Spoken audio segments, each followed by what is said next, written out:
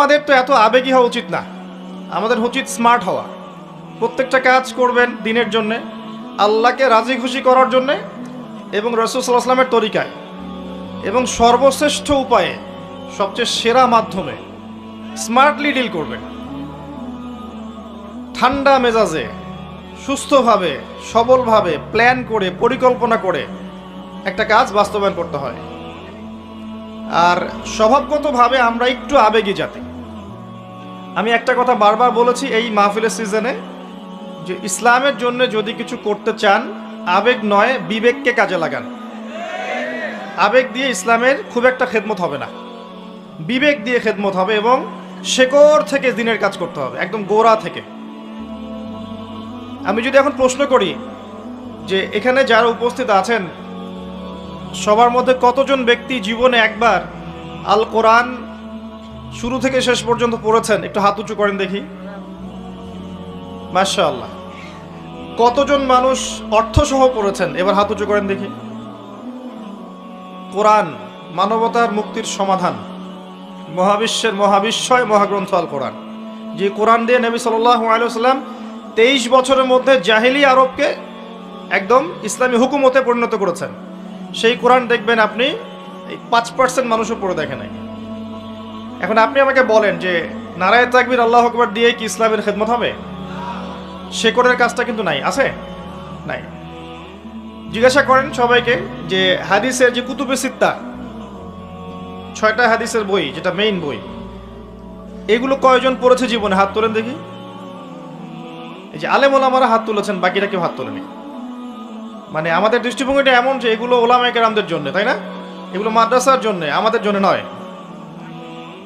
কতজন নবী সাল্লাল্লাহু আলাইহি ওয়াসাল্লামের সিরাত জীবনী গ্রন্থ পড়ে দেখেছেন জীবনে একবার? হাত উঁচু করেন দেখি।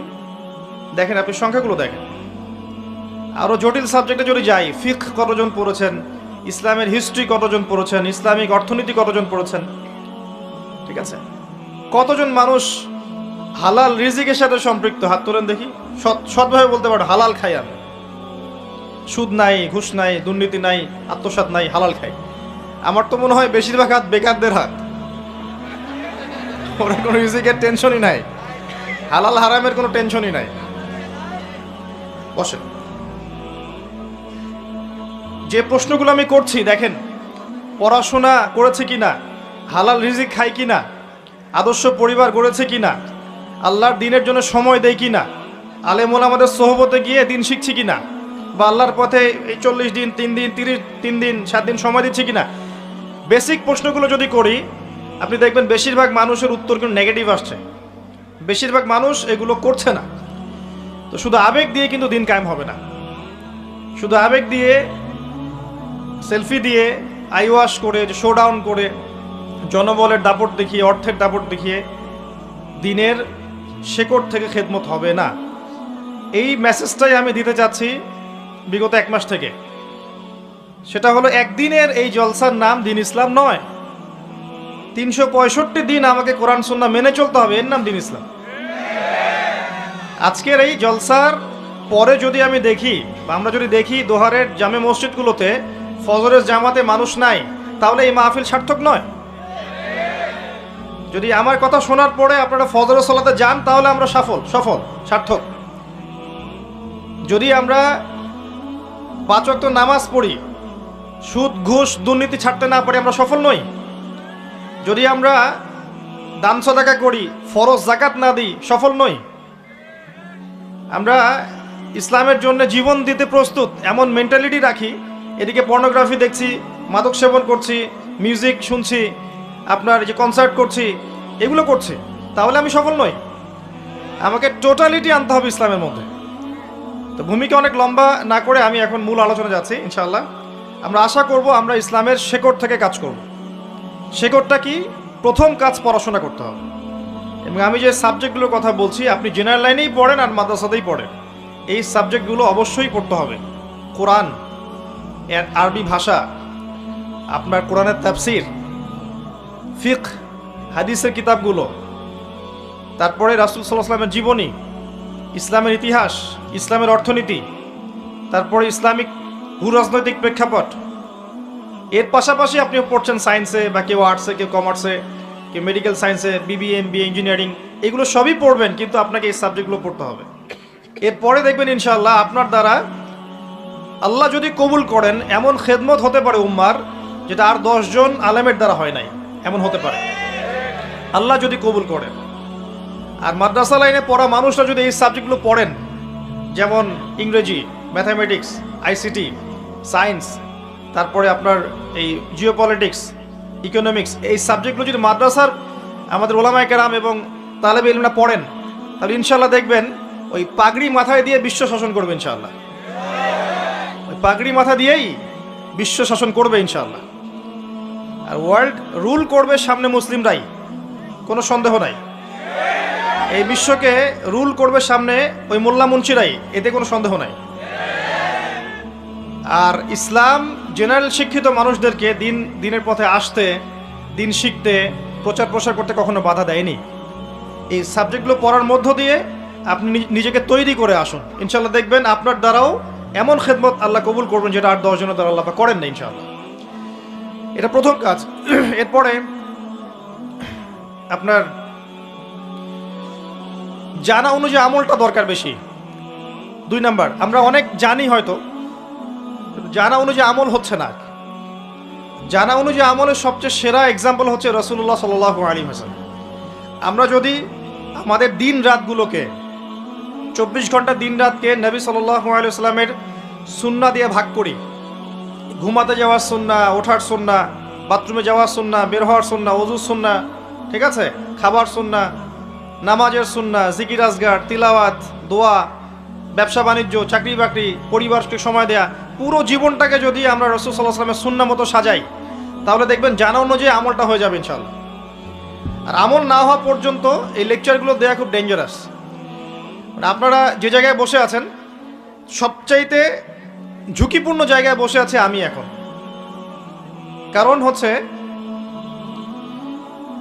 আল্লাহ পাক সূরা সফের মধ্যে বলেছেন, ইয়া আইয়ুহাল্লাযীনা আমানু, হে মুমিনগণ, লিমা তাকুলুনা মা লা তাফআলুন, তোমরা এমন কথা কি জন্য বলে বেড়াও যে কাজ তোমরা নিজেরাই করো না। কাবুরা মাকতান ইনদাল্লাহি আন তাকুলু মা লা তাফআলুন, আল্লাহর কাছে অত্যন্ত নিকৃষ্ট, ঘৃণিত এটা যে তোমরা কিছু বলবে কিন্তু করবে না। তো যারা বক্তা, যারা দায়ী, যারা বক্তা, যারা আলেম, স্কলার, তারা সবচেয়ে ডেঞ্জারাস আসনে বসে আছে। ইলম অনুযায়ী যদি আমল না হয় তাহলে কি হবে জানেন? সহিহ বুখারীর হাদিসে আসছে যে একজন ব্যক্তি জাহান্নামে যাবে, জাহান্নামের আযাবের ফলে তার নাড়ি ভুঁড়ি বের হয়ে আসবে, নাউযুবিল্লাহ, এবং সে নাড়ি ভুঁড়ির চারদিকে ঘুরতে থাকবে। অন্য জাহান্নামীরা একত্রিত হয়ে তাকে জিজ্ঞাসা করবে যে আলাস্তা কুনতা তা'মুরুনা বিল মা'রুফ ওয়া তানহাউনা আনিল মুনকার, তুমি কি পৃথিবীতে মানুষকে সৎ কাজের আদেশ করতে না, অসৎ কাজে নিষেধ করতে না? ফামা বালুক, তোমার কি হয়েছে আজকে? সেই ব্যক্তি বলবে যে আমি মানুষকে সৎ কাজের আদেশ করতাম ঠিকই, কিন্তু আমি নিজেই সেই কাজ করতাম না, নাউযুবিল্লাহ। আর আমি মানুষকে অসৎ কাজ থেকে নিষেধ করতাম, কিন্তু আমি নিজেই সেই কাজ করতাম। তো সবচেয়ে ঝুঁকিপূর্ণ চেয়ারে কে বসে আছে? এখন আমি বসে আছি। আর আপনি বিশ্বাস করেন, যারা আমরা এই চেয়ারে বসি তাদের মাঝে এমন অনেক মানুষ আছে যাদের কলিজাগুলো যদি আল্লাহ পাক বের করে দেখাতেন, তাহলে দুর্গন্ধে আমার লেকচার শুনতে আসতেন না। কথা বুঝতে পারেন নাই না? এমন অনেক মানুষ আছে যারা এই চেয়ারে বসে দিনের কথা বলছে, যাদের কলিজাগুলো যদি আল্লাহ পাক খুলে বের করে দেখাতেন, তাহলে আপনি আর আমার লেকচার শুনতে আসতেন না। ডেঞ্জারাস অবস্থা। আরেকজন ব্যক্তিকে জাহান্নামের শাস্তি দেওয়া হবে, প্রচন্ড দুর্গন্ধ ছড়াবে। এই হাদিসটা ফয়জুল কালাম বইয়ের মধ্যে আছে, মাদ্রাসায় পড়ানো হয়, যে অন্য জাহান্নামীরা এসে বলবে, আগে থেকেই আমরা অনেক শাস্তির মধ্যে ছিলাম, তুমি কি আমল করতা পৃথিবীতে, হে তোমার আমলের কারণে আজকে দুর্গন্ধে থাকা যাচ্ছে না, নাউযুবিল্লাহ। সেই ব্যক্তি বলবে যে আমি ইলম অর্জন করেছিলাম, আমার ইলম আমার উপকারে আসেনি, মানে আমি ইলম অনুযায়ী আমল করতে পারি না। যা শুনছেন তা যদি আমল না করেন, শুধু এই যে রেকর্ডিংয়ে ব্যস্ত থাকেন, লাইভে ব্যস্ত থাকেন, আজকে মাহফিল শেষ, লেকচার ভুলে যান, তাহলে কাজের কাজ কিছু হবে না। কিন্তু আর আমি এটা বিশ্বাস করি, যদি আমি কথাগুলো মন থেকে বলি, আল্লাহকে রাজি খুশি করার জন্য বলি, আমার নিয়ত যদি ঠিক থাকে, আমার কথা আপনার দিলের উপর তাসির হবে ইনশাআল্লাহ। আমার ভিতরে ভেজাল থাকে, আমার কথা আপনার দিলে কোনো তাসির হবে না। আপনি দেখবেন লক্ষ লক্ষ মাহফিল হচ্ছে, আপনি নিজে চিন্তা করেন কতটুকু তাসির হচ্ছে আপনার, নিজে ভাবেন কতটুকু তাসির হয়েছে, কি পরিবর্তন আসছে। আর যে মানুষগুলোকে দিয়ে তাসির হয় তারা তো এখন নাই মাঠে। যে মানুষগুলোর কথা শুনলে মানুষের হৃদয়ের মধ্যে আল্লাহর ভয় জাগে, মিউজিক ছেড়ে দেয়, সুদ ছেড়ে দেয়, হারাম ছেড়ে দেয়, জীবনটাকে আল্লাহর জন্য দেওয়ার মতো প্রত্যয় ব্যক্ত করে, এরা তো নাই আজকে। কার কথা শুনবেন আপনি? তো শুধু শোনা নয়, শোনা অনুযায়ী আমলের প্রয়োজন আছে। আর এই আমলের সবচেয়ে সেরা এক্সাম্পল হচ্ছে আমাদের নবী, প্রিয় নবী সাল্লাল্লাহু আলাইহি ওয়াসাল্লাম। তার জীবন যেভাবে কেটেছে সেইভাবে দিনরাত কাটান, ইনশাল্লাহ আপনি সফল হয়ে যাবেন ইনশাল্লাহ। এটি শর্টকাট কোনো টেকনিক নাই। আর কি করা দরকার? গোড়া থেকে দরকার আদর্শ পরিবার। আদর্শ পরিবার না থাকলে একটা আদর্শ সমাজ কখনো বাস্তবায়িত হবে না। আমি তাহাজ্জুদ গুজার, আমার স্ত্রী এদিকে বেপর্দায় ঘুরে বেড়াচ্ছে, এই পরিবার কোনো কাজের না। আপনি তাহাজ্জুদ গুজার, দেখা যাবে আপনার মেয়ে শপিং মলে জিন্স আর প্যান্ট পরে ঘুরে বেড়াচ্ছে, গেঞ্জি পরে ঘুরে বেড়াচ্ছে, কোনো লাভ নাই তাহাজ্জুদে। অনেক ক্ষেত্রে দেখবেন মা মাশাআল্লাহ পর্দা করেছে আর মেয়ে মাশাআল্লাহ এক একটা পরিমণি। তো এরকম হলে আদর্শ পরিমাণ হবে না। আমরা দোয়া করি আল্লাহ পাক তাকেও যেন হেদায়েত দান করে। আল্লাহ চাইলে এমন অনেক মানুষকে হেদায়েত দিতে পারেন যাদের দ্বারা সমাজে খারাপ কিছু ছড়িয়েছে। আল্লাহ চাইলে এই মানুষদেরকে দিয়েও আল্লাহ পাক দিনের খেদমত নিতে পারেন। আমরা দোয়া করি আল্লাহর কাছে যারা আজকে বেলাইনে আছে, মিউজিকের লাইনেই হোক, ফ্যাশন শোর লাইনেই হোক, ফিল্ম ইন্ডাস্ট্রিতেই হোক, হারাম আপনার মুভিজে হোক, পর্নোগ্রাফিতে হোক, যেখানেই আছে যারা, আল্লাহ যেন ওই মানুষদের মধ্যে যাদের মনের মধ্যে স্বচ্ছতা আছে, সততা আছে, আল্লাহ পাক যেন ওদেরকে হেদায়েত দান করেন এবং পূর্বের সমস্ত গুনাহ আল্লাহ যেন মাফ করে দেন। তো পরিবার আদর্শ না হলে সমস্যা আছে।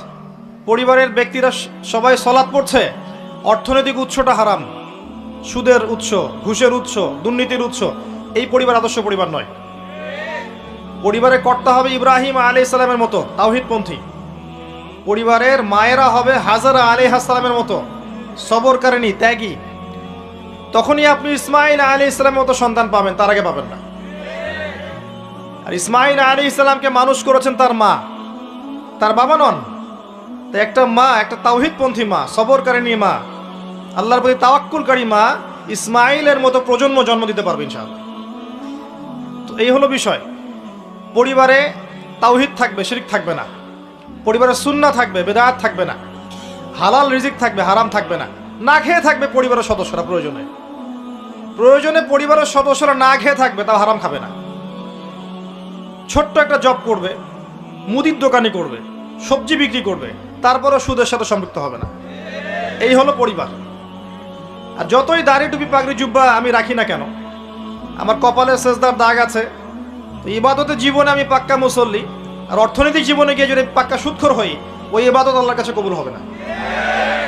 শেষ বয়সে গিয়ে 10টা চিল্লা দিয়ে আর 10টা উমরা করে আর 10 বার হজ করে আলহাজ টাইটেল লাগিয়ে কোনো লাভ নাই, কারণ আপনার রিজিকের সোর্সটা হারাম। পরিবারের আদর্শটা হবে আদর্শ পরিবার। এবং আল্লাহ পাক খুব শক্ত করে সূরা তাহরিমের মধ্যে 6 নম্বর আয়াতে আদেশ করেছেন, ইয়া আইয়ুহাল্লাযীনা আমানু কু আনফুসাকুম ওয়া আহলিকুম নারা। নিজেরা জাহান্নামের আগুন থেকে আগে বাঁচো, পরিবারবর্গকে বাঁচাও। নতুন প্রজন্ম যখন আসবে পরিবারে, প্রজন্মটা হবে আল্লাহর জন্য জীবন দেয়া প্রজন্ম। তারা এমনভাবে গড়ে উঠবে, ছোটবেলা থেকেই হিপস করে ফেলবে, অ্যারাবিক ল্যাঙ্গুয়েজ শিখবে, বড় বড় ওলামা ইকরামদের সোহবতে গিয়ে বড় বড় মাদ্রাসায় পড়াশোনা করবে। আর জেনারেল লাইনে যদি পড়ে, এদিকে পড়লেও এর বেসটা হবে ইসলামিক। এমন করে আমার পরবর্তী প্রজন্ম করতে হবে। পরিবারে যদি কন্যা সন্তান আসে, ছোট থেকে ওকে হিজাব শেখাতে হবে, ছোট্টবেলা থেকে, এবং জীবনের উদ্দেশ্য শেখাতে হবে। বাচ্চাকে জিজ্ঞাসা করা হবে, বাবা তোমার জীবনের লক্ষ্য কি? ও যেন এক বাক্যে বলে জান্নাত। আমার জীবনের লক্ষ্য হচ্ছে জান্নাত, এটা শেখাবেন বাচ্চাদেরকে।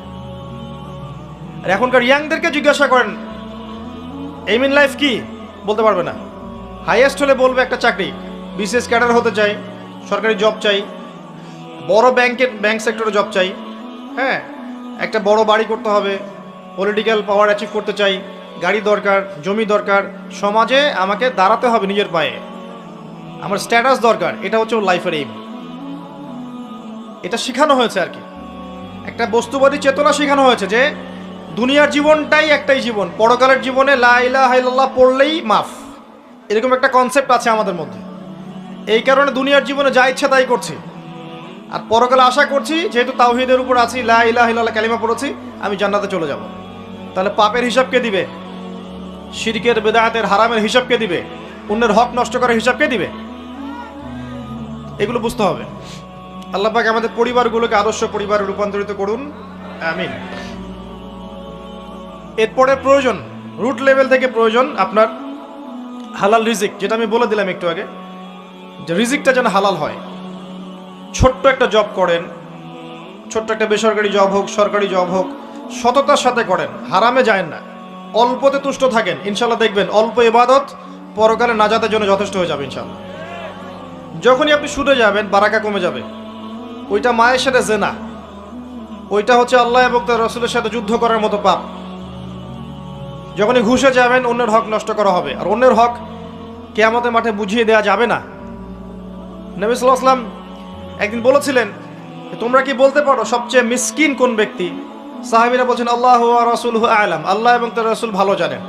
নবী সাল্লাল্লাহু আলাইহি ওয়াসাল্লাম বলছেন মিসকিন হচ্ছে সেই ব্যক্তি, যে ব্যক্তি কিয়ামতের মাঠে নামাজ, রোজা, হজ, যাকাত সব নেকি নিয়ে উঠবে, কিন্তু দেখবে অন্যের হক নষ্ট করার কারণে পাওনাদাররা দাঁড়িয়ে আছে এবং তাদের হক পরিশোধ করতে হবে। কিভাবে পরিশোধ করবে? নিজের নেকি তাদেরকে দিতে হবে, নেকি দিতে দিতে শেষ হয়ে গেলে তাদের গুনাহ তার আমল নামে যুক্ত করা হবে। এর ফলে এই ব্যক্তি যাবে জাহান্নামে, ওই ব্যক্তিরা চলে যাবে জান্নাতে। তাহলে যে প্রফেশনের মধ্যে অন্যের হক নষ্ট করার বিষয় আছে, এখান থেকে অনতি বিলম্বে তওবা করতে হবে এবং অন্যের হকটা দ্রুত ফিরিয়ে দিতে হবে। একটা টাকা হলেও ফিরিয়ে দিয়ে মরতে হবে, তারপরে হবে ইনশাআল্লাহ হালাল রিজিক।